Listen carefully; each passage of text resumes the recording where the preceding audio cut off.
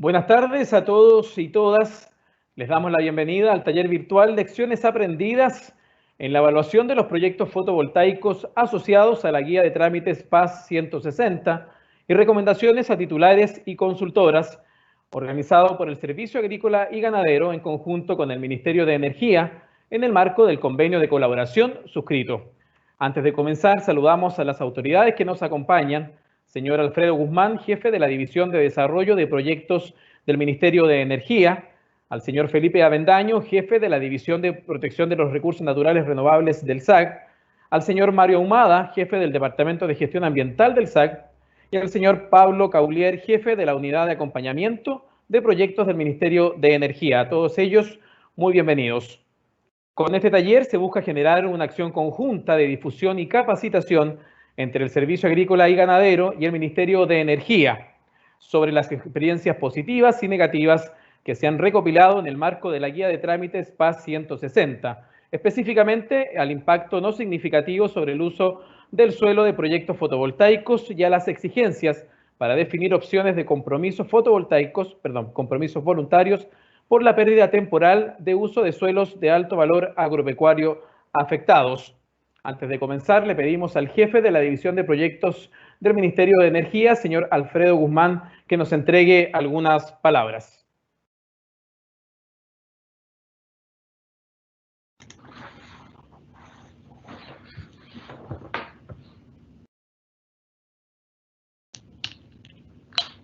¿Cómo están? Buenas tardes. Mi nombre es Alfredo Guzmán. Soy el jefe de la División de Desarrollo de Proyectos del Ministerio de Energía. Y en esta tarde tenemos la finalidad principal de poder ir conociendo tanto experiencias de carácter positivas como negativas que se han ido viviendo y se han ido desarrollando en el último tiempo, principalmente la tramitación, en este caso específico, del PAS 160. Sabemos y tenemos muy claro las dificultades que muchas veces tanto titulares como empresas de asesoría se presentan en el desarrollo de los proyectos frente a este pase ambiental.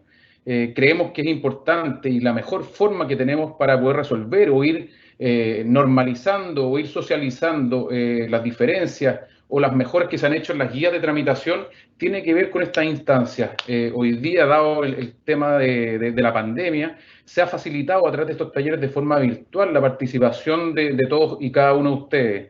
Creemos que es importante seguir haciéndolo. Nosotros tenemos una misión conjuntamente como gobierno, pero también con este trabajo coordinado con el Servicio Agrícola y Ganadero, de hacer permanentemente estos talleres. Queremos que cada uno de los usuarios tengan la tranquilidad y tengan la claridad de cómo enfrentar cada uno el desarrollo de sus proyectos. Creemos que han habido mejoras, pero creemos que aún hay brechas muy grandes respecto a la información necesaria para poder desarrollar estos proyectos.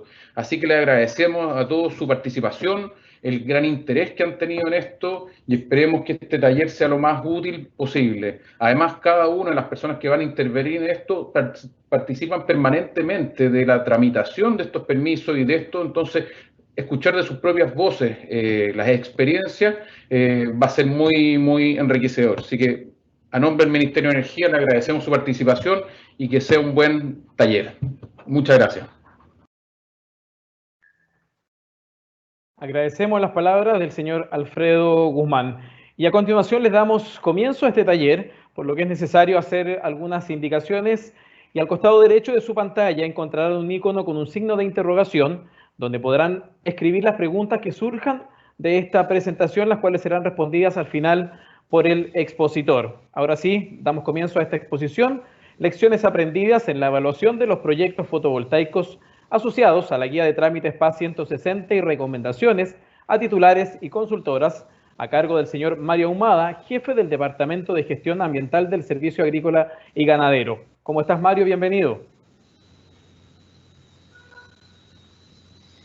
Buenas tardes a todos y todas. Bueno, esta es la segunda instancia que tenemos un evento como este.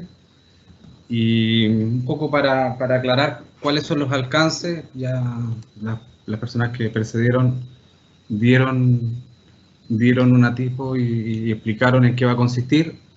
Hay ciertas cosas que vamos a reforzar respecto del primer seminario virtual que se hizo, pero la idea de la presentación es abordar temáticas del ámbito práctico, ¿ya? Entonces, esto surge a raíz de la cantidad de proyectos que han ingresado, y nosotros en el marco del convenio que hay entre el SAC y Energía, estamos haciendo un seguimiento periódico al estado de evaluación de los proyectos. Entonces, ya algunos de ustedes, no sé si estarán o no, pero a algunos de ustedes ya se les ha mandado el mensaje de, oye, tenemos que interactuar un poco más porque estamos en etapas tempranas de evaluación, y la idea es que no lleguemos a las adendas complementarias tratando de solucionar problemas que incluso hay algunos casos que no se han podido solucionar.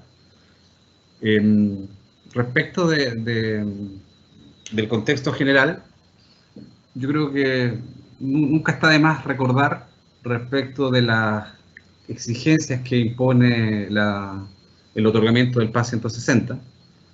Tenemos contenidos ambientales, que son los que se evalúan dentro del CIA, y tenemos contenidos sectoriales, que son los que ustedes van a solicitar al momento de hacer el trámite IFC.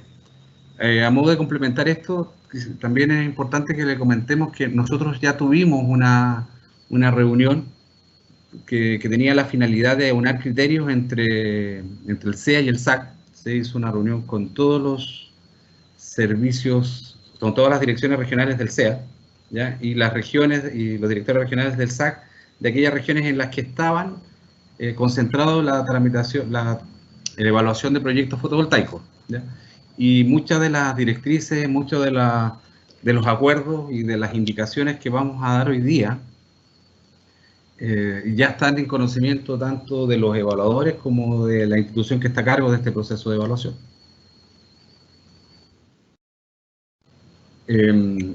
Respecto de los contenidos ambientales,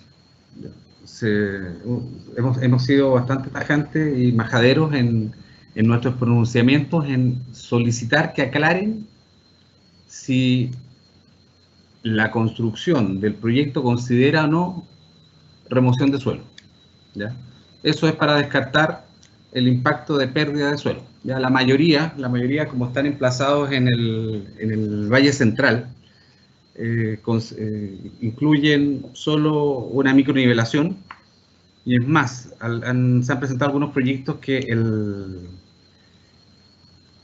todo el material que surge de la desecación o eliminación de vegetación se incorpora a estos suelos, ¿ya? Entonces, nos vamos a centrar básicamente en lo que es la caracterización del suelo, ya que es el literal B5 de los requerimientos del PAS 160, ¿ya? Y aquí vamos a hacer un recordatorio, ¿ya? Esto estaba en la presentación anterior, y lo que se busca con la guía trámite PAS, como dijimos en esa oportunidad, era dar coherencia entre las exigencias ambientales con las sectoriales y tratar de evitar duplicidad de información. Por lo tanto, la descripción de suelo que se presenta en la evaluación ambiental es la misma que nosotros vamos a utilizar para analizar los antecedentes del IFC, ¿ya? Entonces, en esta imagen aparece el estándar constructivo de una calicata, que, como hemos dicho, obedece a dimensiones de excavaciones de 1 metro por 1 metro por 1 metro, es 1 metro cúbico, ya que permita describir de manera adecuada y objetiva el perfil de suelo. Y aquí viene algunos proyectos, que no vamos a dar el nombre obviamente, pero aquí hay proyectos en que, si se fijan, el tamaño de la calicata es el tamaño de excavación de la pala, ¿ya? Entonces, la verdad que cuando uno empieza a ver ciertos atributos, hay ciertas características en la descripción del suelo que pudieran verse alteradas. Por ejemplo, el de la pedregosidad subsuperficial o el de la pedregosidad superficial, que es de la capa arable o de los primeros 20-25 centímetros. Porque obviamente si justo estamos excavando donde hay una roca abajo, incluso nos puede limitar y nos puede dar una falsa apreciación de cuál es la profundidad efectiva que tiene ese suelo. Por eso no sirven los barrenos, porque los barrenos basta con que yo me encuentre con una piedra de 12 centímetros de diámetro, ¿ya? Y me queda la percepción de que la profundidad de suelo es hasta donde llegó el barreno, ¿ya? Pero si yo amplío la superficie de excavación, puedo discriminar si efectivamente es una piedra aislada o corresponde a una estrata de piedras, ¿ya?, que están insertas en la matriz de suelo, y que le dan que ya no limitan la profundidad, pero sí que le pudieran limitar otra característica, que es el de la pedregosidad, ¿ya? Entonces, después al final de la presentación vamos a dar algunos tips como para que ustedes puedan hacer un autoanálisis respecto de cómo va la evaluación ambiental de su proyecto, pero claramente, si las calicatas se presentan en base a esto, o sea, la descripción de suelo se presentan en base a este tipo de descripción de calicatas, se pierde la oportunidad de, en la etapa de evaluación de la declaración, la mayoría ingresa como declaración, de por lo menos ya tener bien caracterizado el componente suelo, ¿ya? Y tener certeza de si va a requerir o no va a requerir este compromiso ambiental voluntario, ¿ya? Este es un proyecto evaluado del 2020, estamos hablando de junio del 2020, ¿ya? Complementando la presentación, la primera presentación, aquí también se habló sobre la intensidad de muestreo, ¿ya? Y también se habló sobre el mapa de formaciones de suelos que se tiene que presentar. Entonces, este también es un proyecto que ingresó en julio del 2020, ¿ya?, en que lo que aparece es el área donde se va a emplazar el fotovoltaico. Aparecen 4 puntos, que son 4 calicatas, de las cuales una está fuera del área de influencia del proyecto, y hay otras 3 que están dentro del área de influencia, pero cuando uno tiene que asociar a una formación o a una unidad cartográfica, la verdad que se complica. Entonces lo que corresponde es que a través de una información raster ya podamos identificar todas las formaciones que pudieran haber en el área donde se va a emplazar el proyecto. Y desde el punto de vista de situación actual, lo que se ve en la imagen de la derecha, hay 3 situaciones. Hay una situación que es de vegetación nativa, que está en el borde superior derecho del polígono, que está marcado de color lila. Hay una formación que ya está en producción, ¿ya?, y que se ven las líneas de cultivo. Y hay otra unidad en que no hay vegetación. Aquí lo que correspondería es separar esas 3 unidades, ya, porque claramente la de la formación por la formación nativa tiene incluso otra topografía que lo que está cultivado, ¿ya? Y lo otro es que es para determinar si efectivamente el límite de lo que se está cultivando con lo que no se está cultivando responde solo a una decisión del productor o responde a limitaciones propias del suelo, ¿ya? Por la forma, ahí uno podría tener alguna idea de que es más que nada por un tema del productor, porque los límites de las unidades cartográficas asociadas a características del suelo generalmente no son lineales.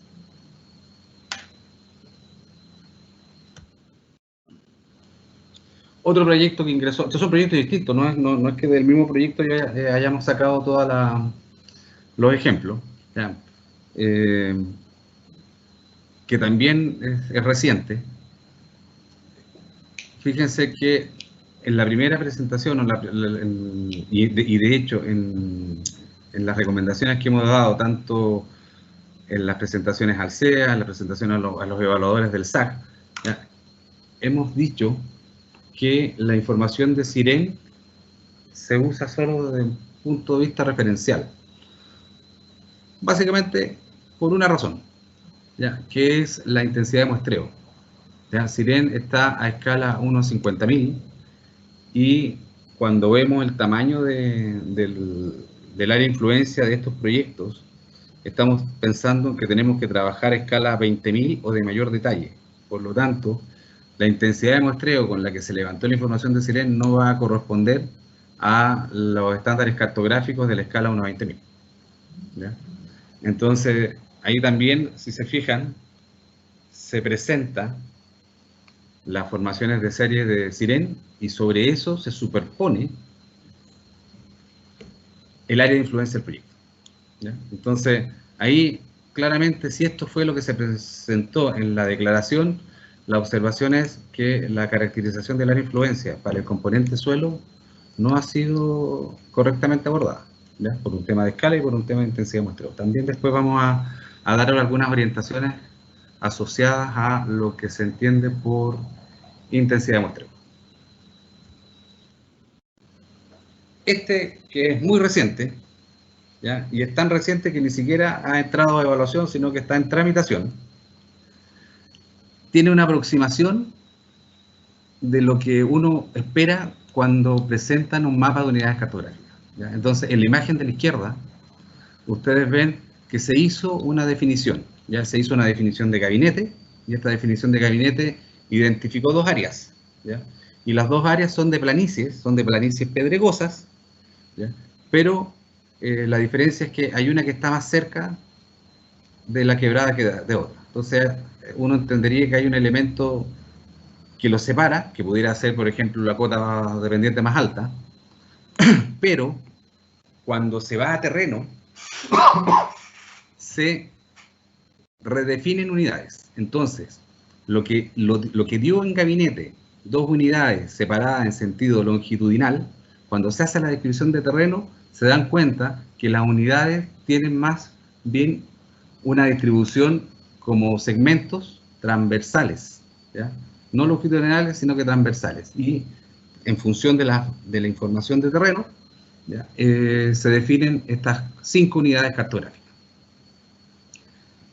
Y ahí uno empieza cuando uno ya define esto, también tiene que tener asociado el tema de la intensidad de muestreo. Entonces, ¿qué es lo que está señalado con las líneas rojas? Fíjense que la unidad de arriba tiene 2 calicatas. La que está en color lila, estoy yendo de norte a sur, tiene una calicata, hay otra que es un poco más pequeña que también está con una calicata, y hay otra que, si uno lo pudiera ver desde el punto de vista superficie, entre la color rosado y nuevamente la de color cian, la otra está caracterizada por 2 calicatas. Entonces, uno empieza a decir, oye, aquí hay estándares, aquí hay una guía metodológica que dice que en función de la escala y de la intensidad de muestreo, las calicatas, o sea, la representatividad o la intensidad de muestreo tiene que estar del orden de una calicata para cada 4 hectáreas, y en el peor de los casos, cuando nos encontramos con terrenos que son extremadamente heterogéneos, podríamos llegar hasta una calicata por hectárea. Incluso la guía CEA habla de 4 calicatas por una hectárea, pero la verdad que eso es una intensidad de muestreo bastante excesivo, ¿ya? Entonces, esto se acerca bastante a lo que hemos estado conversando a través de diferentes leyes de lobby que han pedido titulares y de algunas capacitaciones respecto de cuál es el criterio para definir las unidades cartográficas, ¿ya? Entonces, en este, que se le dio, si bien a la RARIA, como les digo, todavía no está en evaluación, faltaría por definir, bueno, cómo se determinó estos límites que no son rectos, sino que son límites oscilantes, zigzagueantes, ¿ya? Y que es motivo de aclaración, pero uno esperaría que esto es calicata más apoyado con muestreo de barreno, para ver efectivamente, corroborar que la profundidad y la secuencia de texturas o de las horizontes sean los mismos, ¿ya? Para definir la diferencia en cada una de esas 4 unidades cartográficas. Acá también es un ejemplo de un proyecto reciente, ¿ya? En que no existe coherencia entre la fotografía y la descripción, y además no existe coherencia respecto a cuál fue el elemento o el parámetro crítico que determinó la clase de capacidad de uso. Entonces dice, en el primer horizonte, ya que a los 25 centímetros, que es la fotografía de la parte superior izquierda, que la pedregosidad es ligera, ¿ya? En la foto no se ven piedras, y cuando uno va a la descripción del perfil tampoco dice que hay piedra. Entonces, claro, uno dice, bueno, ya, si entre ligera y que no hay, la verdad que podría pasar entre clase 1 y clase 2. Ahí la verdad que la discrepancia no es tan grande. ¿ya? Pero cuando empezamos a ver la pedregosidad subsuperficial, en que dice que es abundante, y uno mira el perfil, que va desde los 30 a los 55, que es la fotografía superior derecha, y entre los 50, ¿ya?, y los 75, que es la fotografía inferior izquierda, en la foto no se ven piedras, no se ve ninguna piedra. Y en la descripción del horizonte, cuando uno analiza la descripción que hace el titular en la calicata, tampoco se ven piedras. Entonces ahí claramente hay una inconsistencia en la descripción del suelo, ¿ya? En este caso, los factores críticos para castigar la clase de capacidad de uso va por otros parámetros.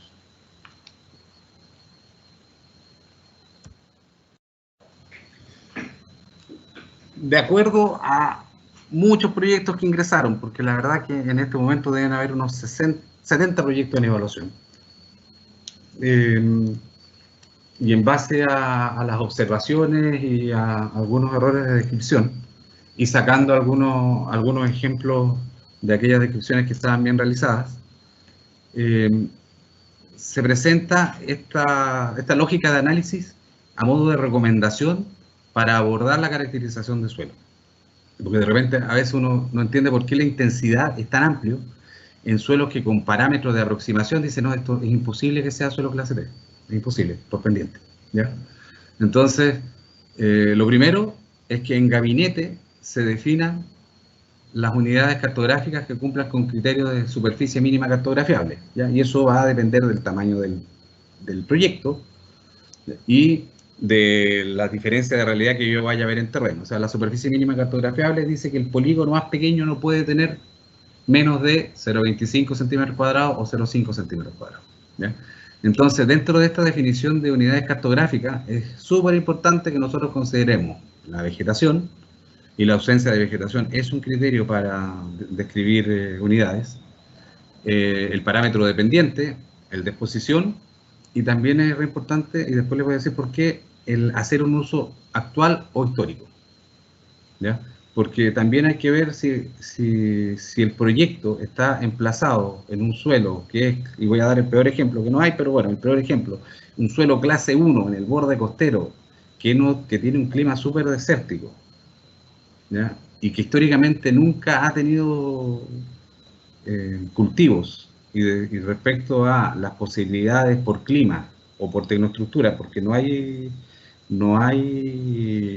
tecnoestructura de apoyo para el riego, aun cuando pudiese ser un suelo clase 1, 2 o 3, nosotros no estamos valorizando ese tipo de suelo desde el punto de vista de la vocación productiva. Entonces aquí voy a dar un ejemplo concreto, que es el proyecto fotovoltaico Pichidangui, ¿ya? Que aun cuando eran suelos de buena calidad, cuando uno ve el entorno se da cuenta que es imposible que ahí se desarrolle agricultura de secano y tampoco de riego.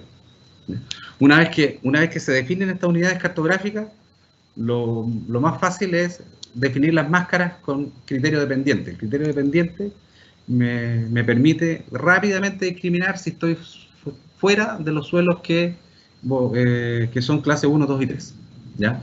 Y aquí hay tecnología que se está masificando cada vez más. Está la tecnología LIDAR, que es la que está asociada al uso de unidades no tripuladas, o lo que se llaman drones, ¿ya? Pero es un buen criterio de aproximación, ¿ya? Para el Valle Central, todo lo que es pendiente mayor a 8%, ya al menos es clase de capacidad de uso cuarta. Entonces ahí hay un buen criterio para decir, oye, yo separo rápidamente aquellos suelos que me van a causar algún tipo de problema respecto de las exigencias de aquellos que no, ¿ya? Una vez que tengo aquellas unidades que tengan menos de 8% de pendiente, ¿ya?, yo ahí tengo que empezar a aplicar lo que habíamos hablado anteriormente, que tiene que estar relacionado con definir la intensidad de muestreo según la guía SEA, ¿ya? Y esto es para los terrenos de menores a 8%. ¿Cuáles son estos criterios? Los criterios de definición y la intensidad de muestreo, insisto, va a depender del tamaño del parque fotovoltaico y de la homogeneidad que tenga la superficie del suelo, pero que va desde una calicata para 4 hectáreas hasta una calicata para 1 hectárea, ¿ya? Y en función de esto, cuando yo tengo la descripción de Calicata, apoyado con los bastones o barrenos agrológicos, ¿ya? Empiezo a aplicar recién los criterios de definición, ¿ya? Que son los que están definidos en la pauta SAC 2011, ¿ya? Rectificada. Que ustedes lo van a ver ahí reiteradas veces, observadas en los procesos de evaluación, ¿ya? Entonces, ¿y qué pasa con los otros criterios? Con el tema de los criterios especiales, que también ha sido un tema bien no sujeto de conflicto, ¿ya? Pero los criterios especiales se definen como tal porque describen una condición particular, ¿ya? Y que está asociada a condiciones de inundación, de salinidad, sodicidad o alcalinidad, y por lo tanto no siempre están presentes, ¿ya? Y es más, para el caso, por ejemplo, de la sodicidad, aun cuando pudiera estar presente, tiene que manifestarse que es realmente un impedimento para el desarrollo de cultivos. Y de cultivos no precisamente estos cultivos de plantas halófilas o plantas que están adaptadas a estas condiciones. Entonces, ha habido un par de proyectos en que no se ha llegado a acuerdo porque dicen, no, que esto es por sodicidad, o sea, disculpen, por sodicidad es un suelo, por alcalinidad es un suelo clase cuarta, pero uno mira hacia alrededor y hay cultivos altamente productivos y forma parte de la misma serie de suelos, ¿ya? Es un tema que hay que poner atención, sobre todo los desarrolladores, o sea, poner ojo en que si el criterio es un criterio especial, ir a este análisis un poco más en detalle respecto de cuál es el uso histórico que ha tenido el predio o su entorno, ¿ya? Por lo tanto, como para enfatizar, los criterios especiales siempre, se considera siempre que exista evidencia comprobable en terreno de la afectación de un cultivo, ¿ya? Y obviamente que existan referencias técnicas para el sector que amparen lo que se está afirmando. Caso aparte es el criterio de salinidad, ya que esto es bastante más claro, ¿ya? Que es bastante más claro, pero sigue existiendo la falencia de presentar el análisis de salinidad tomado en la Calicata, ¿ya? Y nuestras observaciones es un parámetro químico que se muestrea igual como se muestrean los parámetros nutricionales, ¿ya? Por lo tanto, responde a una muestra compuesta que está compuesta, valga la redundancia, al menos por 20 submuestras distribuidas uniformemente en la unidad, y que se coloca sobre un plástico, se homogeniza, y una vez que está homogenizada, de ahí se saca la muestra y se va al laboratorio, ¿ya? Entonces hay muchas observaciones que ustedes van a ver que están asociadas a la forma en que se tomó el muestreo. Entonces, como referencia, siempre se le dice, oiga, vaya a la pauta de muestreo de suelo de fertilidad que se ocupa en un programa de bonificación que es el CIPS. ¿Ya? Y el muestreo tiene que ser en el horizonte AP, o sea, los primeros 20-25 centímetros. Este lineamiento, que también lo conversamos en la reunión anterior, pero que hay que reforzarlo, porque a diferencia de lo que conversábamos la vez anterior, habían ciertas excepciones que estaban dados por el periodo de evaluaciones que estaba el proyecto al momento de salir la guía trámite PAS. Pero todos estos proyectos que estamos mostrando como ejemplo son proyectos que ingresaron su declaración existiendo ya la guía trámite PAS, y es más, existiendo ya algunas capacitaciones, ¿ya? Entonces, tener cuidado, porque lo hemos conversado en esta mesa de trabajo que tenemos con energía, marcada en el convenio, y también lo hemos conversado con la gente del CEA, respecto de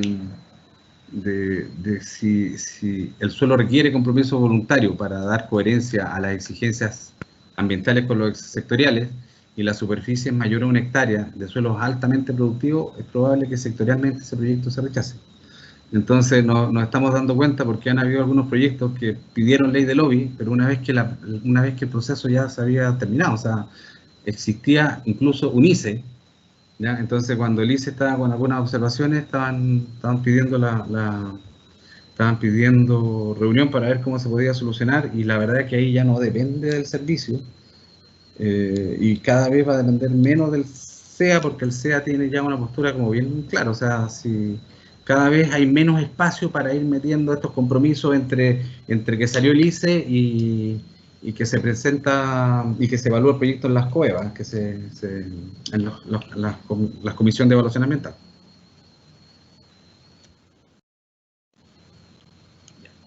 Nosotros empezamos a especificar un poco más respecto de cuáles son aquellas obras que no se consideran como compromisos ambientales voluntarios, ¿ya? Y acá están todas las acciones agronómicas tradicionales, ¿ya? Preparación de terreno, todo lo que es operación y mantención de equipos y obras de riego,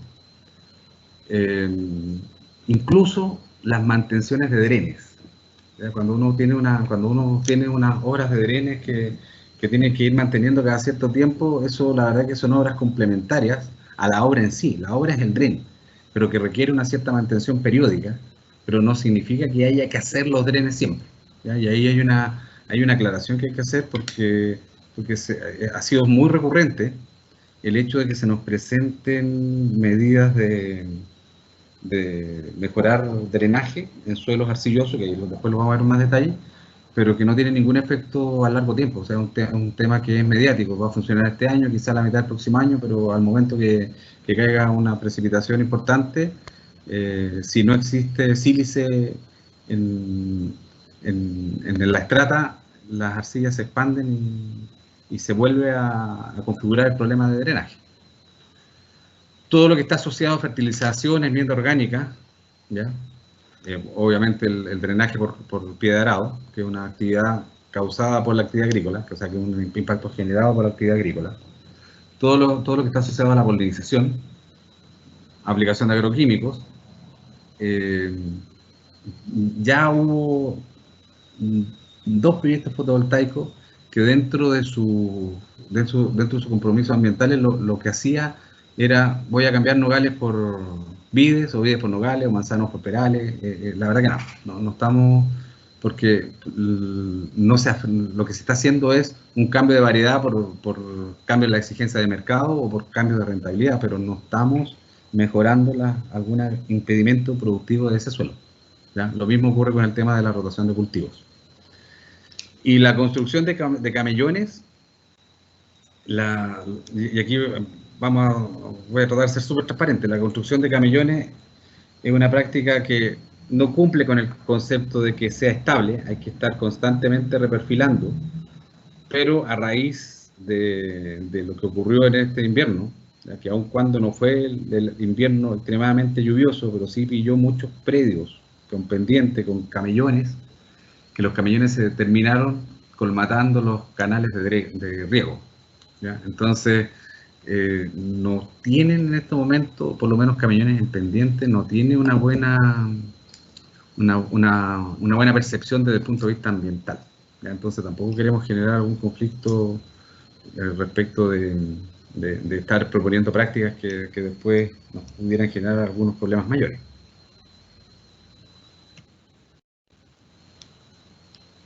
Aquí se abre una puerta, porque la rehabilitación de suelos planos con plantaciones forestales también se descartó, pero cada vez ha ido adquiriendo más fuerza el hecho de que se incorporen plantaciones cosechadas antiguas, ¿ya? Entonces estamos, dentro de los criterios de evaluación que estamos ya incorporando, es que estas plantaciones hayan sido cosechadas al menos 10 años antes de la vigencia de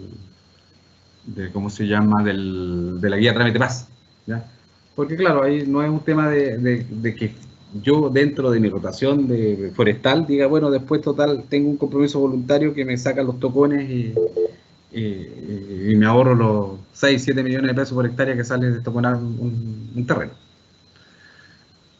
Las labores o prácticas, esto se mantiene, esto no ha cambiado nada, pero labores o prácticas que hayan sido bonificadas por la ley 18.450 o por la ley del CIRS, eso es la ley de riego, obras mayores y menores, y la ley del CIRS, y por eso tenemos un convenio que empezó a funcionar para que tengamos una retroalimentación de aquellos proyectos que efectivamente se han incorporado como estos compromisos ambientales voluntarios. Nosotros los informamos a la Comisión Nacional de Riego para que se saque de la lista de proyectos que son susceptibles de bonificar, ¿ya?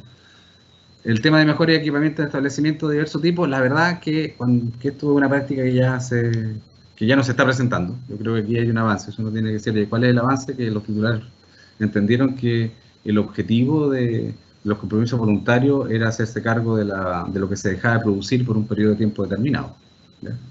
Y el presupuesto para implementación de concursos, desde la última presentación hasta ahora, hay un solo proyecto que ha presentado como compromiso ambiental voluntario,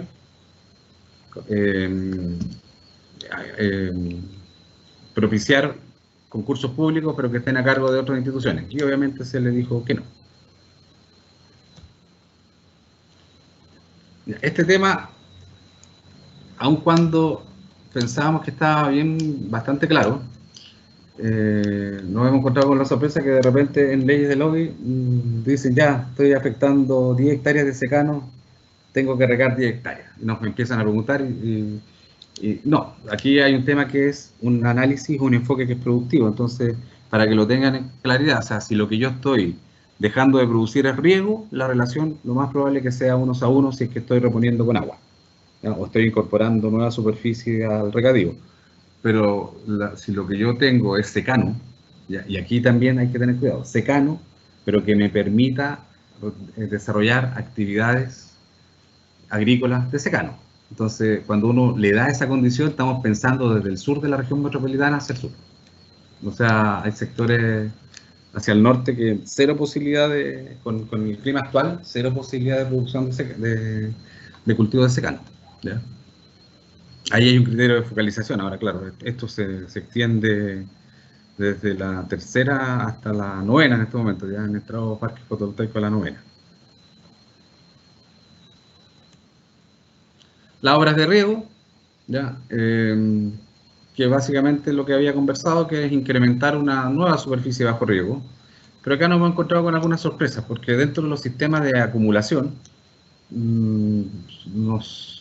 se nos han presentado algunas instancias en que cuando uno empieza a ver cuál es la dimensión del tranque de riego para hacerse cargo de 20 hectáreas, y estamos hablando que son del orden de 6.000 metros cúbicos, de 4.000 metros cúbicos, 5.000 metros cúbicos, aun cuando yo lo tecnifique al máximo, yo tengo que sacar mis cálculos con cuál es el requerimiento por temporada para los cultivos.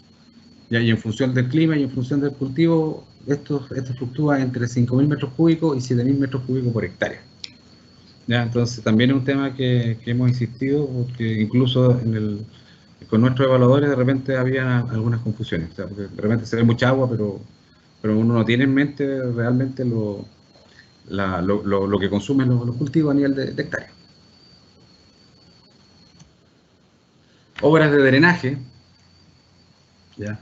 Estas sí se consideran están consideradas como compromiso ambiental voluntario cuando hay obras permanentes. ¿Y cuáles son estas obras permanentes? Cuando están considerados drenes, por ejemplo. Son drenes permanentes que tienen diferentes estándares constructivos. Hay algunos drenes que son enterrados, pero que van con tubería. Hay otros drenes que son excavaciones, que van con una matriz de piedra, ¿ya? Pero es algo permanente, es algo que yo voy a ir y lo voy a ver siempre, ¿ya? Y en función del estándar constructivo y en función de la pendiente que pudiera tener el terreno, aun cuando estamos hablando de pendientes planas, pero es diferente trabajar con un suelo que tenga un 1% de pendiente con otro que tenga un 6% de pendiente, ¿ya? Yo tengo la capacidad de regular la salida, la cantidad de agua que sale, ¿ya? De manera de que no lo deseque completamente, ¿ya? Y se mantiene la recomendación de no en humedales con presencia de flora nativa. O sea, si ustedes son asiduos a las noticias ambientales, una de las cosas que está en la palestra en este momento es la afectación de humedales, o sea, los suelos clase 5. Se me olvidó mencionar con el tema de riego, se mantiene la restricción de no fomentar riego a través de profundización de pozos, porque sabemos, ¿ya? Y esto ya lo acordamos con el SEA y fue una de las cosas que se conversó con la reunión con los directores regionales del SEA, no queremos que estas obras que estamos proponiendo como compromiso voluntario en algún momento digan, se tiene que someter a evaluación ambiental. Por lo tanto, ahí ojo con el tema de la profundización de pozos, aun cuando esté con los derechos otorgados, pero ahí hay una postura bien tajante del CEA, ¿ya? Lo mismo con la estructura de acumulación, tener en cuenta cuál es el límite para ingresar al CIA, que son 50.000 metros cúbicos, o 5 metros de muro, de altura de muro. ¿Ya? Y esto también es nuevo, y que dice relación con cuáles son los requisitos, ¿ya? O cuáles son los contenidos que debiera tener un compromiso ambiental voluntario, ¿ya? Bueno, obviamente el nombre del compromiso, que nos dé alguna orientación respecto de cuál es la acción que se va a realizar, o sea, drenaje, incorporación a riego, despedrado, mejorar profundidad, ¿ya? Como segundo requisito, describir cuáles son las variables críticas del sector que se propone mejorar, ¿ya? Cuáles son las acciones y obras específicas, ¿ya?, que se tienen que describir en detalle. Entonces, cuando hablan de drenaje, ya saben que no es suficiente para suelos arcillosos decir voy a pasar un subsolado, ¿ya? Porque ese tipo de drenaje tiene muy poca durabilidad en el tiempo. ¿Cuáles son la definición de las variables cuantificables de atributos? Ubicación geográfica en la que se aplicará. Y aquí quiero ser bien enfático, ¿eh? Y de hecho, no sé, ojalá esté el titular de un proyecto en una región central, en que nosotros no estamos pidiendo que quede amarrado un productor, ¿ya? O sea, y que fue el caso, que este proyecto quedó amarrado a aplicar tal medida con el productor Juan Pérez del rol 20-20-20, y después el productor dice no quiero la medida, ¿ya?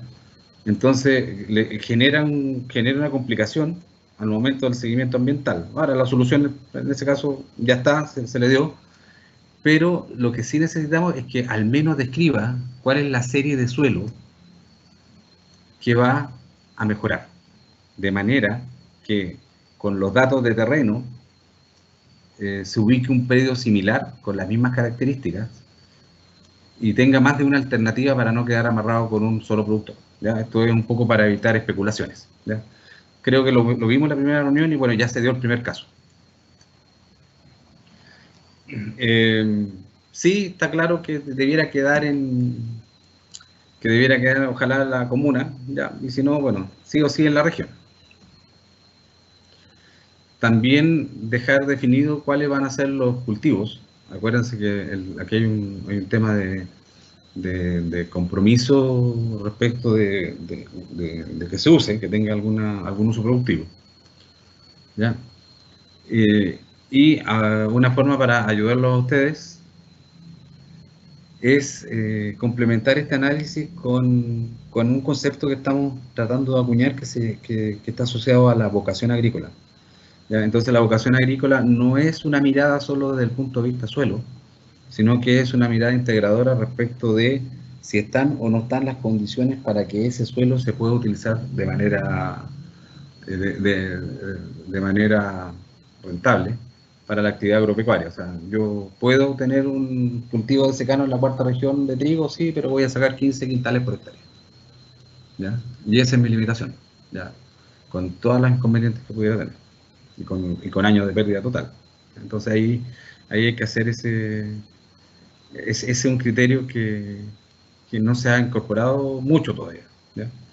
Y que les digo, ya dimos la primera señal con este proyecto fotovoltaico Pichidangui.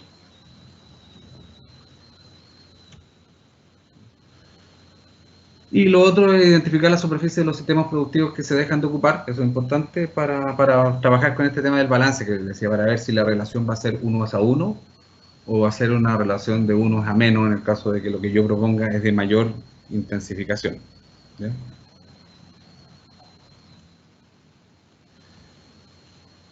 Vida útil, ¿ya? También es algo que tiene que ver asociado con el tema de permanencia, ¿ya?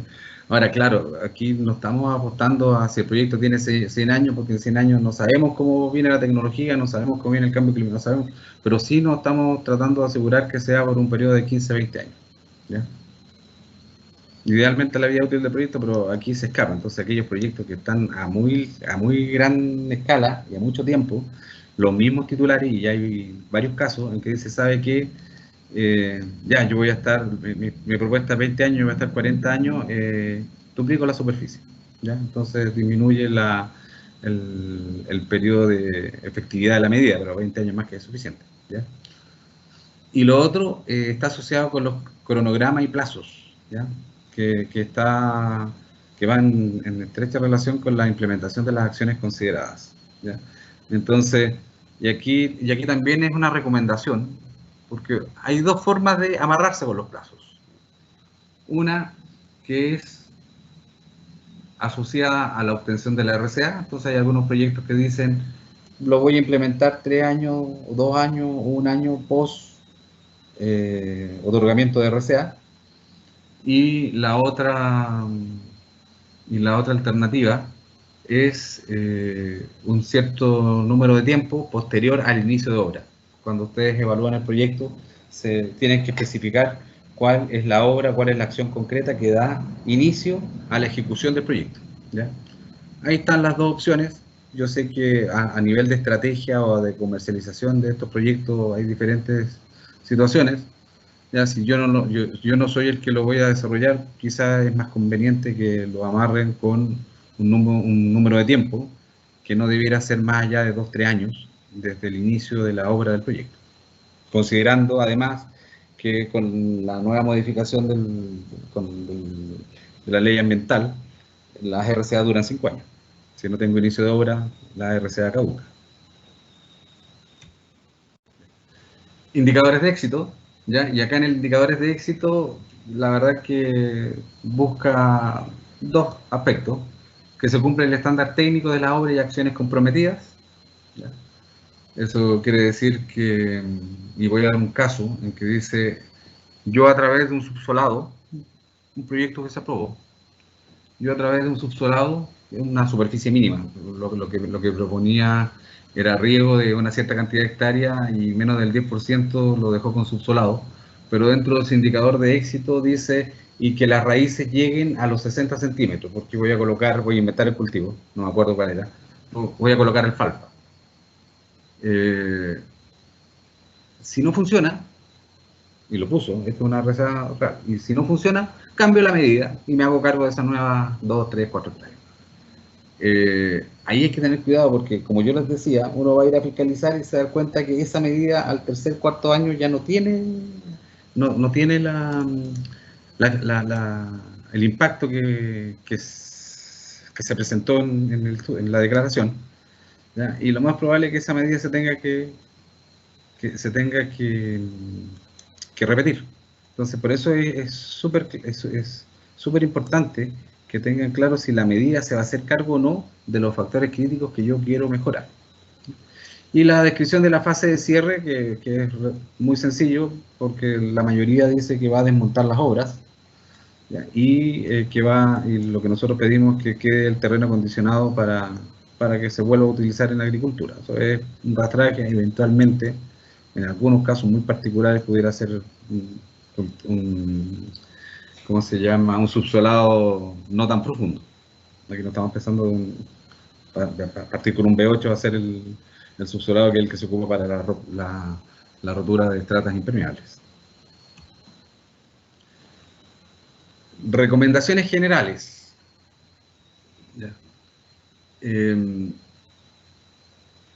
Y aquí voy a tener, y vamos a dar algunos ejemplos. Dentro de las recomendaciones generales, lo importante, como para asegurar el éxito del proyecto, es presentar la caracterización adecuada de los suelos en la declaración, ¿ya? Entonces, para el titular del proyecto, hay preguntas claves que tienen que hacer, aunque no sepan de suelo. ¿Cómo se definieron las unidades cartográficas?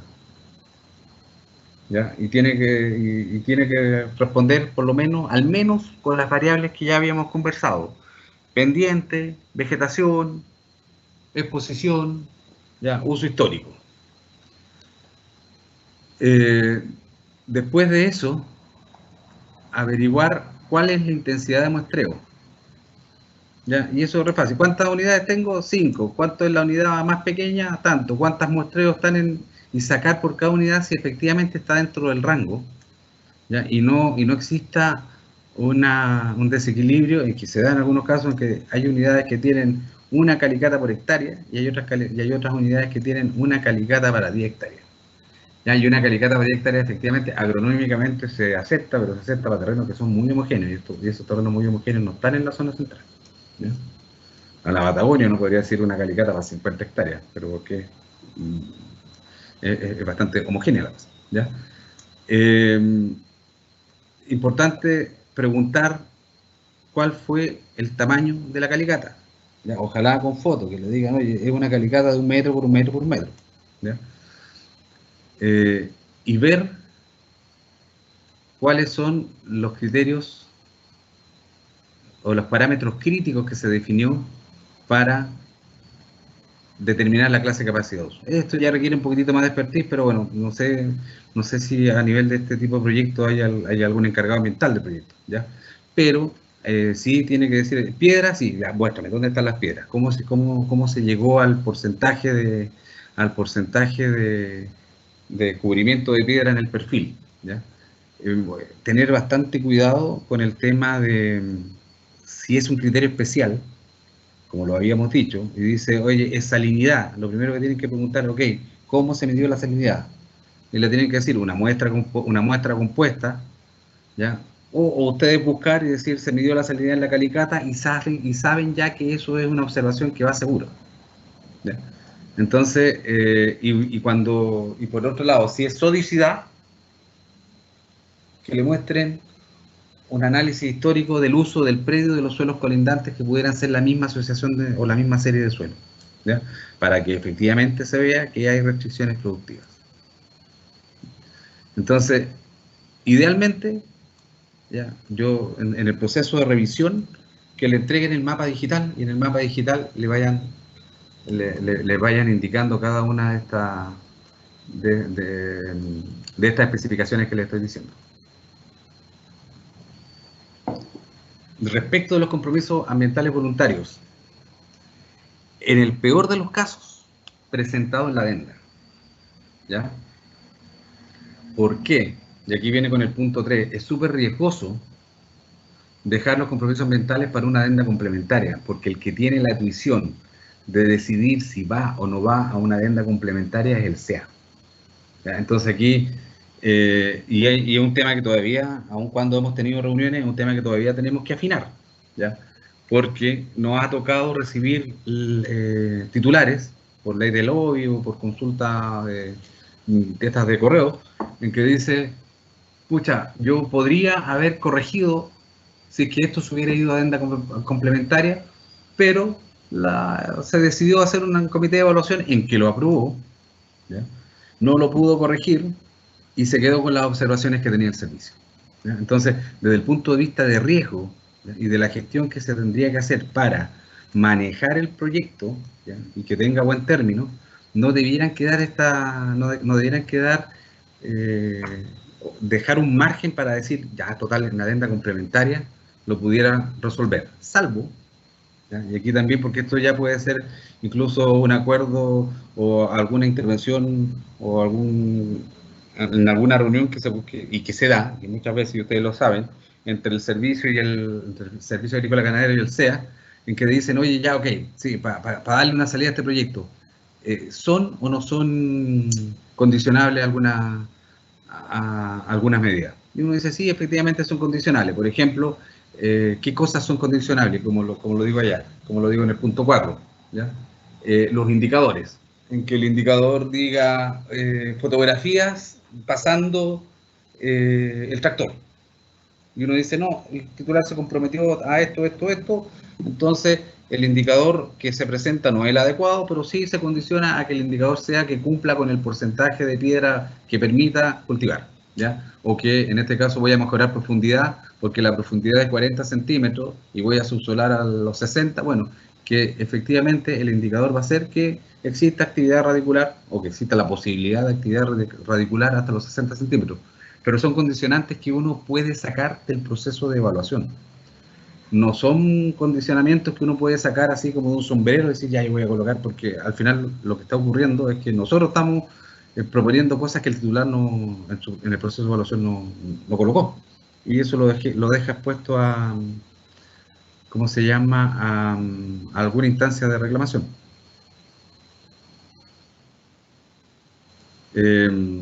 Bueno, y ahora vamos a dar inicio y vamos a dejar un espacio para consultas. Voy a meterme al... Estoy cerrando las ventanas que se me ven. Me voy a meter al chat. Y me voy a tener que tener paciencia porque las estoy leyendo. A diferencia de la vez anterior, vamos a tratar de contestar todas las preguntas. Ya. Loreto, a las 2:15, dice: favor aclarar diferencia práctica entre escarpe, micronivelación o remoción de suelo. ¿Ya? A ver, vamos a separar lo que es micronivelación de lo que es escarpe y remoción porque en términos concretos es lo mismo. ¿Ya? Ya, la micronivelación se aplica para terrenos que son de inclinación baja. Y aquí me van a entender. Si yo tengo un terreno de 8% de pendiente, quiere decir que en algún momento la cota de 1 metro, en una longitud de 100 metros, tengo en una parte 1 metro de profundidad y en otra 8 metros de profundidad, ¿ya? Si es que voy a suelo. Eso quiere decir que lo que yo voy a arrastrar del sector que tiene mayor pendiente, o que está más elevado, para dejarlo parejo, ¿ya? Yo sí o sí voy a dejar sectores sin suelo. ¿Ya? Entonces la micronivelación son pequeños sectores, aplica para terrenos con pendiente máximo 3%, idealmente 2%, en que lo que yo trato de hacer es emparejar, pero no afecto las características del suelo, ¿ya? De manera de dejo un suelo de 60 centímetros por un lado y por otra parte estoy dejando un suelo de 10 centímetros. ¿Ya? Entonces micronivelación estamos hablando como para facilitar las obras, ¿ya? Pero estamos hablando de terrenos que tienen 2-3% máximo. El escarpe o la remoción de suelo, ¿ya? Tiene básicamente el mismo significado, ¿ya? Porque el escarpe es sacar suelo. Entonces, si hay alguien que me dice, yo efectivamente voy a hacer escarpe, ¿ya? Pero el escarpe es para todo el proyecto, el impacto es significativo, ¿ya? Si mis fotovoltaicos son 10 hectáreas y de las 10 hectáreas voy a sacar 30 centímetros por parejo, claramente hay un detrimento a la calidad del recurso suelo, que para donde están situados este tipo de proyectos no es complicado, porque en general se trata de proyectos que están en terrenos planos, ¿ya? Entonces el escarpe o la remoción de suelo, ¿dónde está? Está principalmente asociado al pie o al pilar donde va sujeto el panel, ¿ya? Pero si uno ve cuál es el impacto respecto del total, o sea, estamos hablando en 8 hectáreas serán 3.000 metros cuadrados, o sea, desde el punto de vista volumétrico, yo no tengo una afectación respecto del contexto general, ¿ya? Espero que haya quedado claro. Si no, repiten la pregunta al final, la podemos ir leyendo, ¿ya?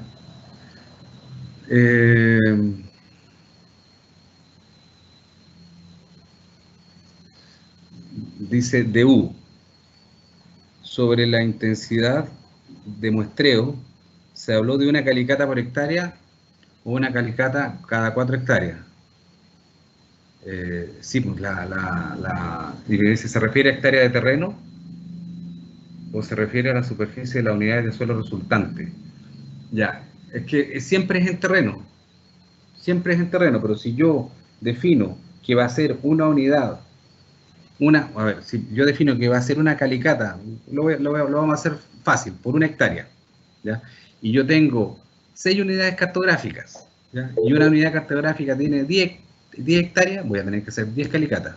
Pero si hay una unidad cartográfica más menor a 1 hectárea, me basta con una sola calicata, ¿ya? Lo mismo si es que digo una para cada 4 hectáreas, ¿ya? Entonces, estamos hablando de terreno, ¿ya? O sea, si son 7 hectáreas, lo lógico es que haga 2 calicatas y no una. Pero eso es por cada unidad cartográfica resultante.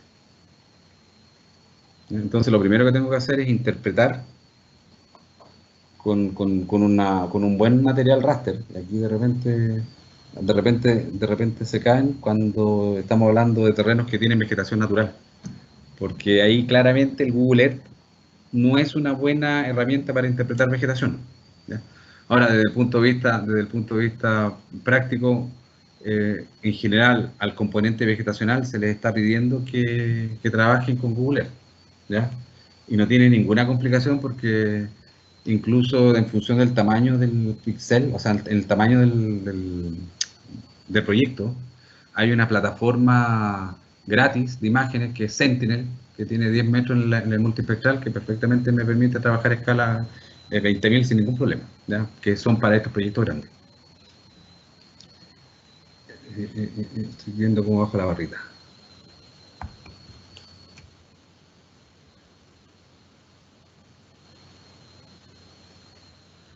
Después dice Loreto, por favor repetir la referencia para la metodología de muestreo correcto para la salinidad. Ya,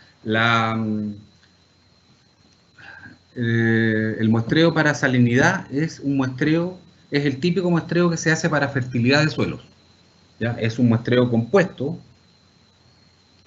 en que uno atraviesa las unidades cartográficas que yo definí, ya que están asociadas a las calicatas, ya cuando ya tengo certeza de que estas son los suelos, clase por pendiente, por textura, por los criterios de definición, que van a ser clase 1, 2, 3, 4, ¿ya?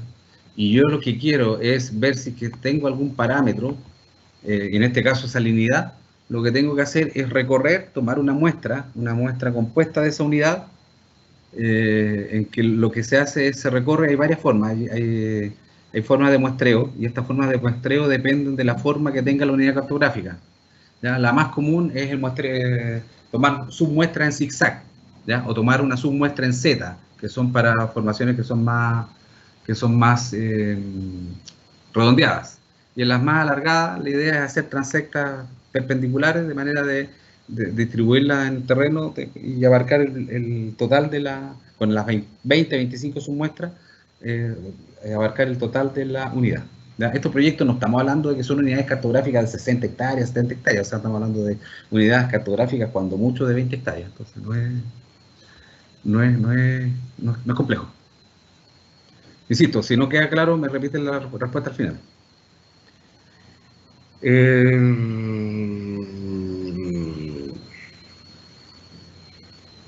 A ver, dice, esta no la entendí, pero a ver, Christian Yurton. Los compromisos ambientales voluntarios debe habilitar suelos no cultivados para su producción, pero para obras de drenaje. Ahora existe la excepción para áreas cultivadas. No, claro, efectivamente, si hay problemas de drenaje, este problema de drenaje se tiene que presentar en el momento en que hay agua, y eso es en invierno. Por lo tanto, que es un poco lo que decía yo, que hay que ver cuando se trabaja con el análisis histórico. Porque, por ejemplo, la serie Pudahuel de la región metropolitana me limita el tipo de cultivo porque la napa, ¿ya? O el nivel freático se mantiene alto bien entrada la primavera, entonces me dificulta el laboreo de suelo. Efectivamente, aun cuando yo esté cultivando, pero esos suelos tienen limitaciones productivas que me limitan el cultivo a un periodo de tiempo determinado, yo los podría incorporar, pero hay que dar los antecedentes técnicos con la descripción de calicata, y ahí es súper importante que den el antecedente técnico respecto del análisis temporal para verificar que se aniegan en temporada de otoño-invierno, ¿ya? Y que dura hasta entrada la primavera.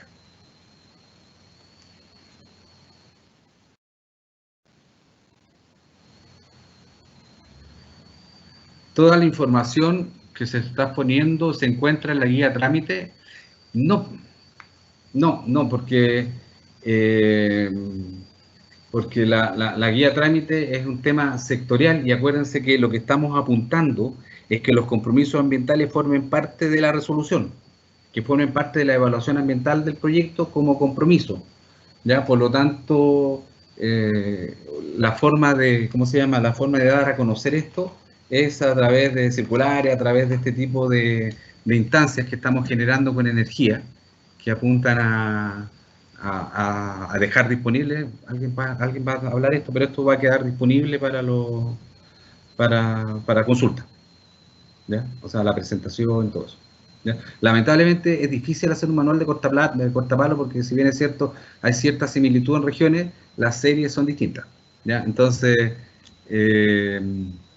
¿y qué fue lo que ocurrió con este tema con el tema del subsolado? Que fue, la verdad que fue un copy-paste de algo que había funcionado y que eran en los suelos de la serie Pudahuel, que dijeron, bueno, entonces los aplicamos en cualquier tipo de suelo. No sirven para cualquier tipo de suelo, porque va a depender de cuál es el origen que determina ese problema de drenaje. ¿Ya? Me perdí. Ya. Mauricio Retamal también dice: ¿dónde se puede descargar la guía Compromisos Ambientales Voluntarios en el marco del PAS?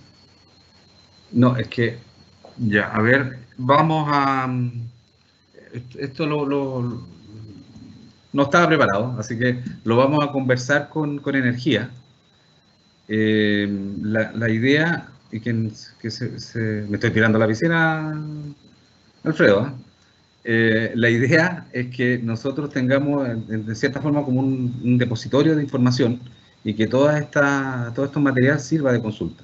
Entonces, efectivamente, hay una guía de recomendación respecto a los compromisos ambientales voluntarios, ¿ya? Pero ¿qué es lo que nosotros estamos plasmando en esta presentación? ¿Ya? Entonces, hay un trabajo por desarrollar y el convenio recién empezó el 20 y tanto de agosto, pero queremos tener a muy corto plazo una batería de alternativas que puedan dar origen a estos compromisos voluntarios. En este momento, que se me olvidó decirlo a modo de recomendación, ¿ya? La verdad que las leyes de lobby con RCA no sirven mucho, con proyectos con RCA ya otorgada no es mucho lo que se puede hacer.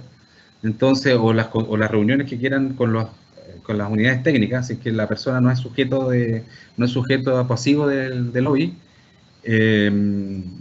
yo les aconsejo que las tengan en el momento una vez hechas las observaciones a la declaración, ¿ya? Y no esperar hasta la última instancia, porque, como les decía, no existe la certeza de que en última instancia podamos llegar hasta la adenda complementaria o la adenda de excepción.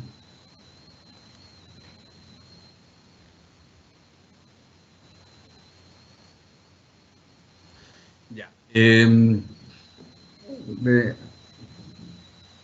Se aceptan procesos mixtos. ¿Qué quiere decir esto? Siembras bajo o en medio de las líneas de los paneles. La respuesta es no, ¿ya? ¿Y por qué es no? Porque ya hay una limitación que va más allá del suelo para que se desarrolle, por ejemplo, un manzano. Entonces, efectivamente, y de hecho nosotros recibimos en algún momento una empresa que tenía unos sistemas fotovoltaicos, pero que estamos hablando de 2 metros de alto. Entonces, con un estándar constructivo que no creo que sea más barato que un compromiso voluntario para evitar eso. Entonces, y de hecho, la mejor razón que avala la postura del no es que todos aquellos fotovoltaicos, que son 3, todos aquellos proyectos fotovoltaicos que dijeron que iban a colocar cultivos bajo el panel, en este momento están modificando sus compromisos, porque no se ha podido. ¿Ya?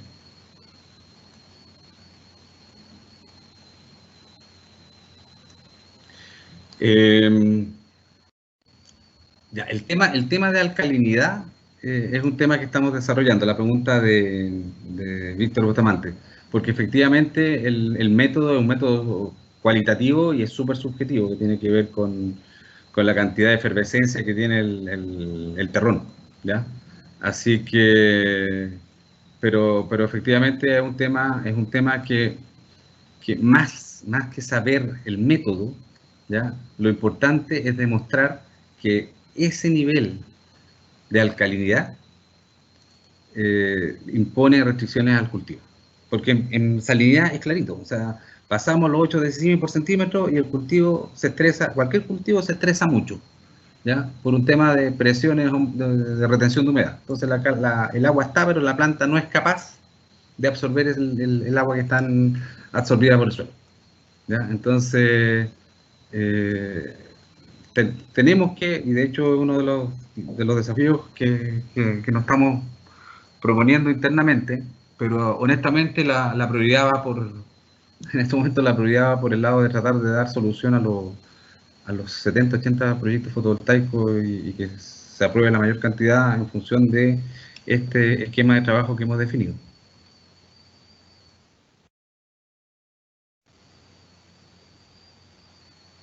Dice, según lo dicho, el productor y suelo... No, el productor es lo que dijimos que sería... a ver, voy a leer primero antes de contestar.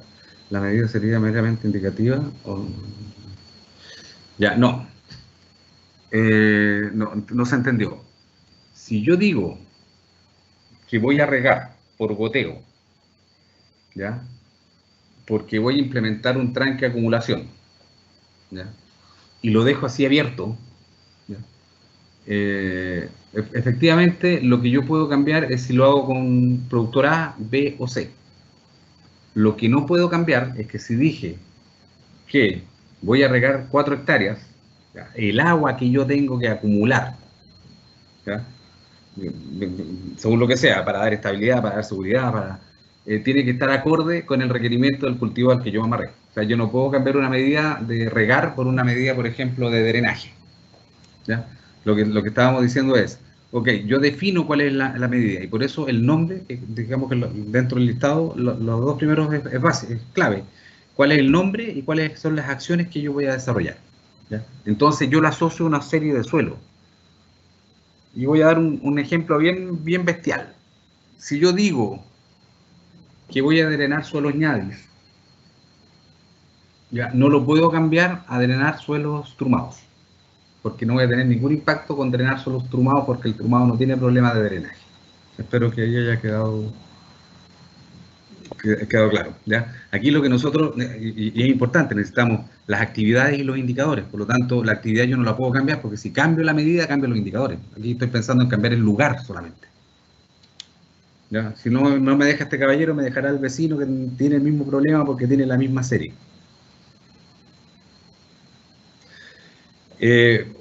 Aclarar la factibilidad de presentar PAS 160 junto con la subdivisión. Estamos hablando de cosas distintas. Ya, no, por favor, María hizo esta pregunta. Si puede repetir o aclarar un poco la pregunta, porque el PAS es informe de factibilidad para la construcción, ¿ya? La subdivisión es que yo tengo un predio A en que lo divido en 2 sectores. Entonces aquí estamos hablando precisamente del literal B, que es subdivisión con construcción. Entonces va junto.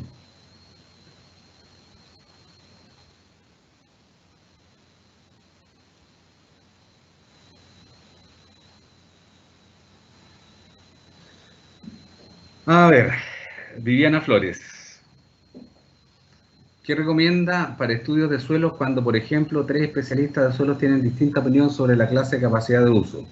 ¿Cómo reducir la subjetividad?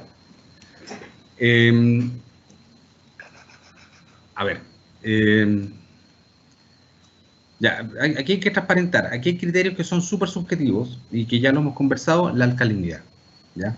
Pero hay otros parámetros que son muy objetivos y que tienen valores, ¿ya? Entonces, por ejemplo, nos vamos al tiro con los parámetros de aproximación. O sea, la pendiente tiene un grado de inclinación y eso es objetivo, ¿ya? Y ahí está la tabla. Si tengo más de 8% pendiente, no puede ser un suelo clase 3, ¿ya? La profundidad pasa exactamente lo mismo, ¿ya? Entonces, la profundidad, y hemos tenido varias reuniones con... El tema de profundidad ha sido un temazo, ¿ya? Porque solo se fijan en la profundidad, o sea, disculpen, en la profundidad de las raíces, donde se concentran las raíces, ¿ya? Entonces, eso es súper subjetivo, porque si yo tengo alfalfa, voy a tener raíces hasta donde el suelo me permite tener raíces, porque la alfalfa puede llegar hasta 1,20 m, pero si yo tengo vallica, ¿ya? Es imposible que una pradera de vallica, o un trigo, o una avena, ¿ya? Que estas que tienen raíces fasciculadas, es imposible que ese cultivo tenga raíces hasta los 80 centímetros, porque la arquitectura de raíces no da para 80 centímetros, ¿ya? Entonces, muchas de las subjetividades son impuestas. Entonces uno dice, no, ¿sabe qué? El tema, y voy a dar ejemplos más complejos todavía. Mi profundidad es de 60 centímetros. Y cuando uno ve el perfil y dice de la estrata de 60 a 80 centímetros, más en el perfil dice raíces finas comunes o abundantes, ¿ya? Incluso escasas, ¿ya? Entonces ya cuando uno dice, ya tengo raíces escasas, chuta, tengo que ver si es por las especies que hay ahí, o tengo que cerciorarme que es porque hay un cambio textural o hay alguna estrata entre medio que me imposibilita el crecimiento de las raíces, ¿ya? Entonces, profundidad, que es un criterio súper objetivo, muchas veces se subjetiviza. Entonces, tuvimos una reunión de lobby con unos titulares en que decían, oye, pero es que estamos mal con el tema raíces. De 4 calicatas, dijimos, sí, pero hay 2 calicatas que están bien, porque tienes piedra, y de ahí de abajo no hay nada. Pero en la otra calicata, que asimilaste la profundidad, ya uno empieza a ver la secuencia de horizontes y sigue en franco algo, pero no sale del franco. Entonces no hay ningún impedimento físico que le impida a la raíz seguir avanzando, ¿ya?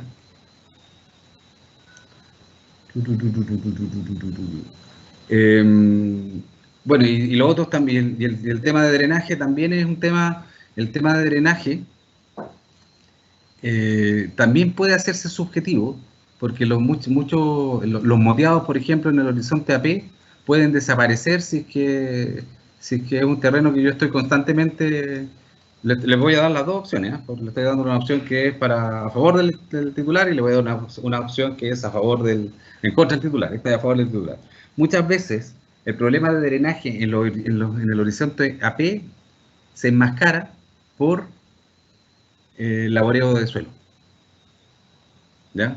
Entonces, ahí también hay que ver textura, porque uno dice, oye, qué raro, tengo arcilla en todo el perfil, pero en los primeros 20 centímetros no tengo rasgos redoximórficos. No los voy a tener, porque si lo estoy constantemente moviendo, ¿ya? Y entro a colocarme ahí, bueno, la oxigenación del aire, o sea, la oxigenación del suelo, lo que hace es que enmascara estos rasgos redoximórficos. Espero que, insisto, ahí está la posibilidad de repetir las preguntas. Todavía nos quedan 10 minutos. ¿No? Alguien que me mande por WhatsApp hasta qué hora eran las preguntas, por fin, del equipo organizador.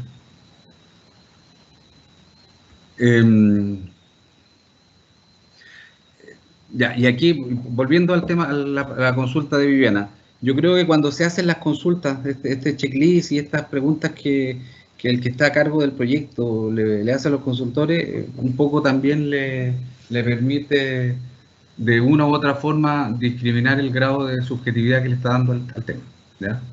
O sea, cuando uno dice, oye, necesito que me definas cómo determinaron el límite entre una serie y otra, o entre una clase de capacidad de uso y otra en el mismo predio, en base a solo calicata, eso es imposible. O sea, si no tengo barrenos de por medio, no puedo saber hasta dónde llega. 15:50. Ah, ya, me quedan 20 minutos. Me voy a apurar.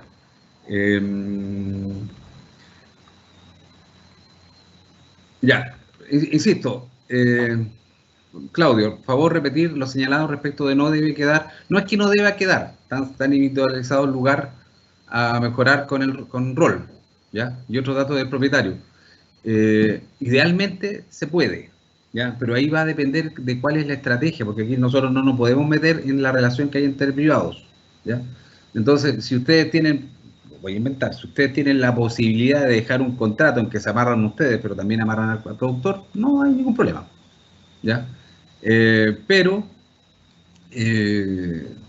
lo importante es dejar claro cuáles son las medidas, ¿ya? Y que el suelo que yo describí para mejorar, efectivamente es no idéntico, pero tiene que ser muy similar al cual yo lo voy a cambiar. Entonces yo digo, serie del gato. Bueno, la serie El Gato en la región metropolitana tiene suelos clase 3 y tiene suelos clase 4, ¿ya? Y va a depender de la pendiente. Aquellos sectores que están con menor pendiente, obviamente acumulan más agua y la napa sube más. Por lo tanto, ahí la profundidad no llega a los 40 centímetros, ¿ya? Pero con pendiente de 6%, ¿ya? Hay sectores en que llega a esa profundidad. Entonces, claro, ahí no me sirve cambiarme la serie El Gato de 40 centímetros a la serie El Gato de 60, si es que mi factor crítico es profundidad.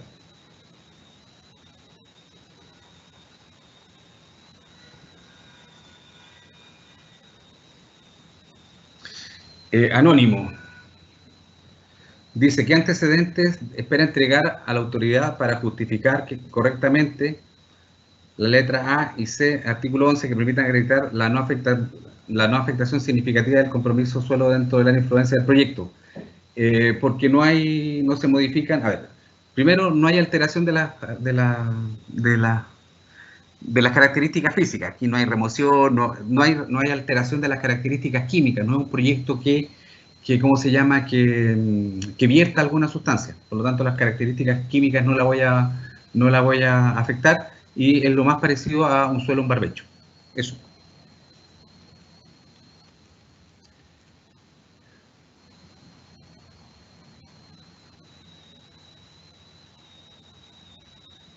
Dice, cuando habla de la vida útil del CAP, que podría ser menor... Ah, no, pero ya, perfecto. Pero ahí estamos hablando de lo que se está aceptando ahora. Y el ejemplo que di fue, oye, si lo que yo requiero son 10 hectáreas para hacerme cargo de la vida útil, ¿ya? Y que dura 30 y quiero bajar a 15, es matemática, regla de 3. Duplico la superficie. A eso se refiere, ¿ya? Pero sí tiene que ser un ciclo productivo de al menos 10, 12 años.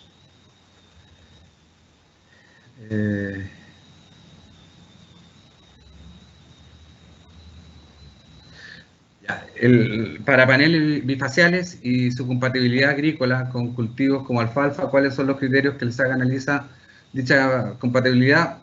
Esto es solo tecnoestructura, ¿ya? Si puedo meter un tractor, puedo arar, no puedo meter una nebulizadora, no debiera haber problema, siempre y cuando responda a los estándares técnicos, pero nosotros, los estándares de seguridad, pero nosotros en algún momento se nos invitó a participar en uno de estos predios donde se dijo que iba a haber cultivos y por temas de seguridad dijeron no podíamos entrar.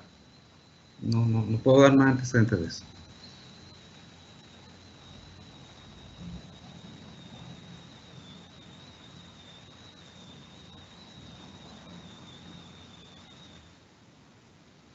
Ya, Manuel Pizarro. Todo lo que habla respecto de escasez de agua, monopolio de poder comprador, falta de financiamiento, tecnificación, hay que mirarlo de dos puntos de vista, ¿ya? Aquí estamos hablando de dar quizá un indicador de sustentabilidad, porque el poder acceder a esto incluso al productor le permitiría acceder a mayor tecnificación, ¿ya? Pero todas las restricciones productivas, como dije en la presentación, están asociadas con la vocación agrícola que tiene el predio, ¿ya? Entonces, un predio sin agua, en sectores de secano, dijimos, oye, no está dentro de los suelos que debieran resguardarse, porque nunca se van a ocupar con actividad agropecuaria, ¿ya? A eso se refiere con la vocación agrícola. Denme un minuto.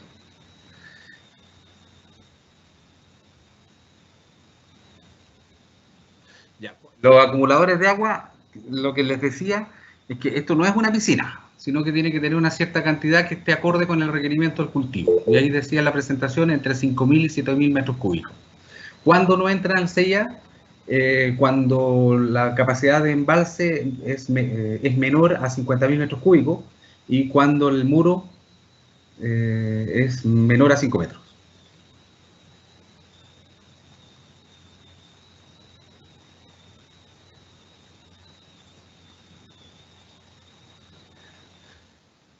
A ver, después dice Anónimo, en proyectos de suelos que consideren la reparación de canal, es conveniente incorporar como indicador registro anual de que la obra de reparación esté en funcionamiento. Sí, pues eso forma parte de la vida útil del proyecto, es uno de los indicadores, lo que habíamos dicho.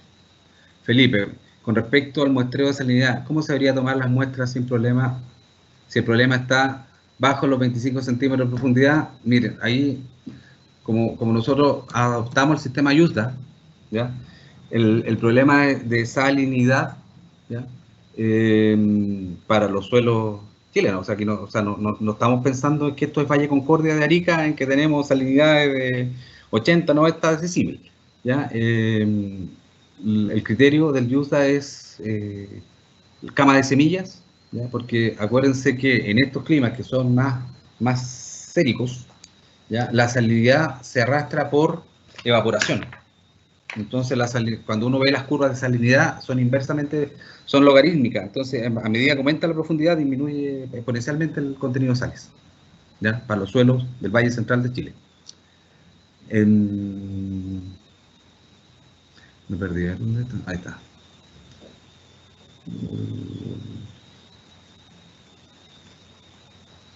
Loreto, referencia para la metodología de muestreo. Ah, ya, pero eso ya lo habíamos dicho, de lo mismo.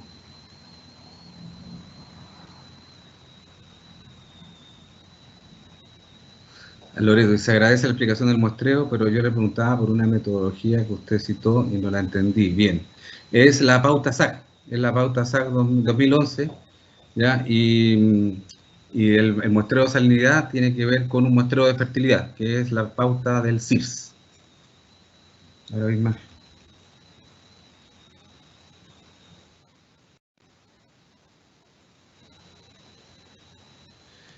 ¿Cuáles son los potenciales indicadores para medir biología del suelo? Buena pregunta. Materia orgánica, retención de humedad. Y bueno, y carbono del suelo. Sí, de acuerdo, nos informaron en el módulo que de ahora en adelante, no sé de qué. Se podía presentar con el PAS, chuta, parece que fueron que quedan. ¿Por qué no es la profundización de pozos no es aceptable como CAP?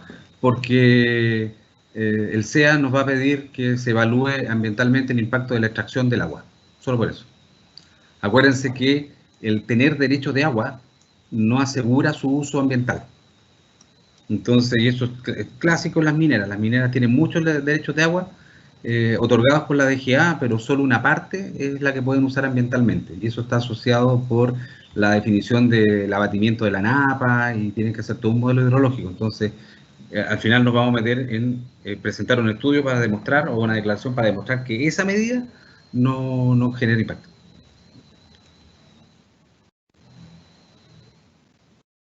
La densidad es con el método del cilindro lo ideal.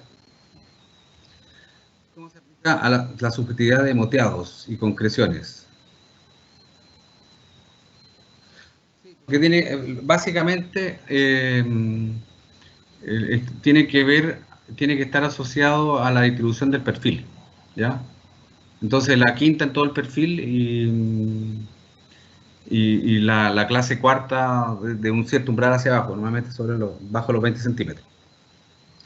El taller quedará disponible, eso lo van a informar, pero sí, por lo menos la idea es que estos materiales vayan quedando como antecedentes y para que ustedes puedan ir consultando, pues se supone que esto va a ser un aprendizaje continuo, por lo menos en el corto plazo, o sea, hablemos de corto plazo, un año. ¿Sí? No, la idea es que cada vez existan menos complicaciones en la evaluación, tanto por discrepancias que pudieran haber entre los servicios, como por falta de información que pudiera entregar el titular.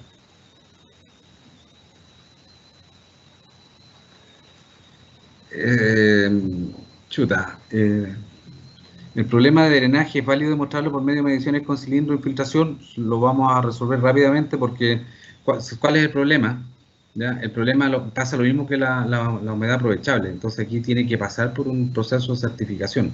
Hemos recibido análisis de laboratorio que dice que las arenas tienen un porcentaje de retención de humedad de ser más del 10% y eso es imposible. Entonces hay un problema de laboratorio entre medio.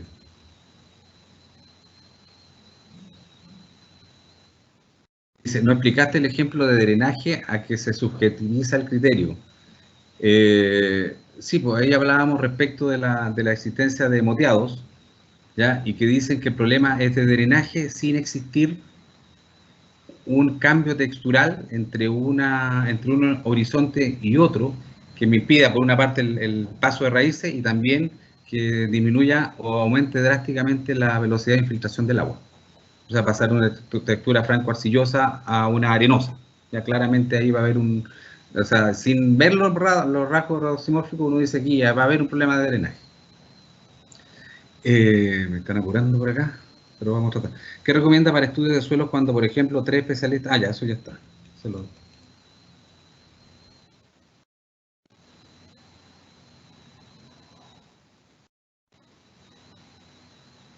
Ahí dice, las muestras compuestas para el resto de los parámetros químicos del suelo son representativas, por ejemplo, tomando muestras de distintas calicatas. No, pues todas las muestras de fertilidad no se toman, como decía, no se toman en calicatas, porque si no tendría que hacer 25 calicatas para tomar de las 25 submuestras.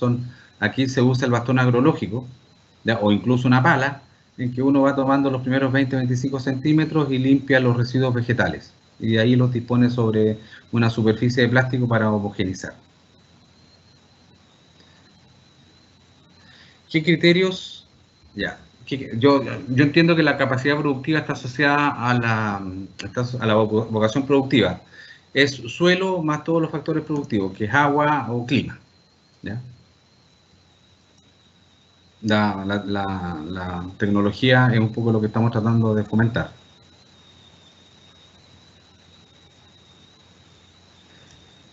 Ya. Liz dice, al medir materia orgánica de carbono como indicadores de biología, ¿cómo pueden establecer si proyecta impacto o no estos indicadores? A ver, la materia orgánica, en términos generales, la materia orgánica y el carbono se pierde al momento de hacer un laboreo suelo. ¿Ya? Y en general los suelos en Chile son deficitarios en estos dos elementos. ¿Ya? Estamos hablando de los suelos arables de menos del 1,5% de materia orgánica, la mayoría está por debajo del 1%. ¿Ya? Entonces el barbecho, y ahí eso está demostrado, que el barbecho o el no laborear el suelo, por lo menos no va a incrementar las pérdidas, debiera incrementar la acumulación.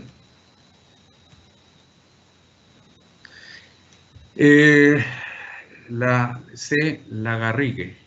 ¿Es apropiado considerar para la fase de cierre del proyecto una hidrosiembra? En general las hidrosiembras se ocupan para estabilizar terrenos con pendientes, no es el caso.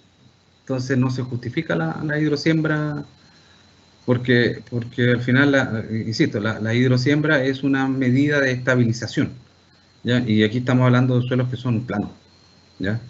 Otra cosa es con pendiente, ¿ya? Con pendiente a lo mejor van a tener otras problemáticas que no lo estamos viendo acá, ¿ya? O hacia el norte, pero aquí estamos hablando exclusivamente de tema suelo, pero no olviden que dentro de la evaluación están los otros componentes, como el componente flora y el componente fauna, ¿ya?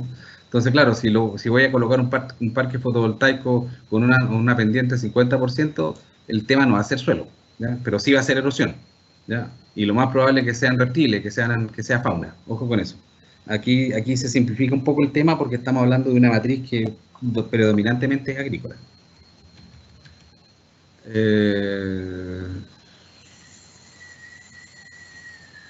Ya, que la pregunta de Nicolás se escapa un poco al tema, así porque eso es netamente el PAS 160 no te pide porque dice, es posible tramitar PAS 160 sectorialmente con una postulación cubo de bienes nacionales sin ser asignada a algún titular.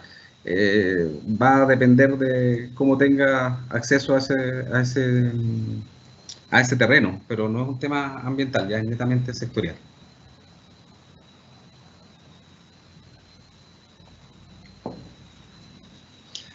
un anónimo que dice, cuando una línea de media tensión aérea utiliza usos de suelo, ¿se debe considerar el uso de suelo ocupado por la postación, por la servidumbre? Va a depender, ¿ya? Y va a depender, porque en general, ¿y por qué digo que va a depender? Porque son otras las exigencias. La exigencia de la línea de transmisión tienen exigencias, por ejemplo, respecto de el aislamiento que tiene que ver con los cables. Entonces, obviamente, si yo soy un productor de nogales, lo más probable es que no pueda producir nogales, porque no se va a cumplir ese aislamiento. Pero ya ese no es un tema de pérdida de suelo en sí, ¿ya? Sino que me imposibilita ciertos cultivos de mayor altura, ¿no? Pero un poco escapa lo que estamos hablando. Déjenme revisar, porque... bueno, no habiendo más preguntas, son las 15:50, no, 15:40, nos quedaron 10 minutos adicionales, anduvimos bastante bien. Vamos a dejar al jefe de la división, ¿ya? Don Felipe Avendaño, para que dé el cierre de esta actividad y aporte algunos antecedentes que se nos pudiera haber ido a alguno de nosotros. Felipe.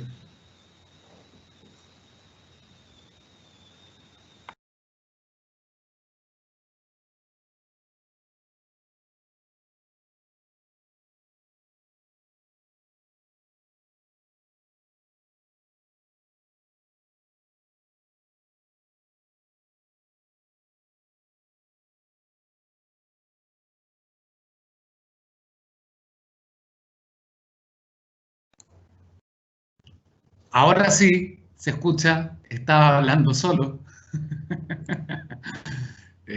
Bueno, agradecer a Mario por la completa intervención, agradecer a todos quienes se pudieron conectar al taller, agradecer al equipo del Ministerio de Energía, la División de Desarrollo de Proyectos, agradecer también al equipo del Servicio Agrícola y Ganadero de la División de Protección de Recursos Naturales Renovables y comentarles que en conjunto para el Ministerio de Energía y el SAC esta instancia tiene el objetivo de ser una contribución a través del presente taller y de la revisión de los casos, de ejemplos concretos y el haber podido contestar todas las preguntas, ser unos colaboradores y poder transmitir certezas, coherencias requeridas en pos del bien común, del fomento y cuidado de la agricultura, del apoyo a la diversificación de la matriz energética hacia una generación más sustentable.